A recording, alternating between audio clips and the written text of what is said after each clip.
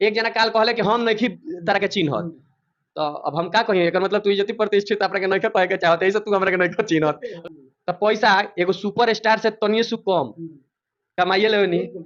अब का चाहिए कलाकार खातिर, अब हम अपने जिंदगी में का करी, अब का कुतुब मीनार खरीद ली। जी हाँ दोस्तों, खेसारी लाल यादव जी के एग्रीमेंट को लेकर बीआईबी विजेंद्र सिंह ने अपनी बातें रखी थी और उसमें ये बोले थे कि खेसारी लाल यादव जी के टीम में ही कुछ लोग ऐसे हैं जो खेसारी लाल यादव जी को बर्बाद करना चाहते हैं, फंसाना चाहते हैं, बर्बाद कर रहे हैं और ये बातें खेसारी लाल यादव जी को समझ नहीं आ रही है। फिर क्या, जैसे ही ये बातें खेसारी लाल यादव जी के टीम के लोगों तक पहुंचती है तो खेसारी लाल यादव जी के टीम के कुछ लोग ये बोलते हैं कि बीआईबी विजेंद्र सिंह को कौन जानता है, दो कौड़ी के एक छोटा सा कलाकार है बीआईबी विजेंद्र सिंह और ये खेसारी टीम को तोड़ना चाहता है।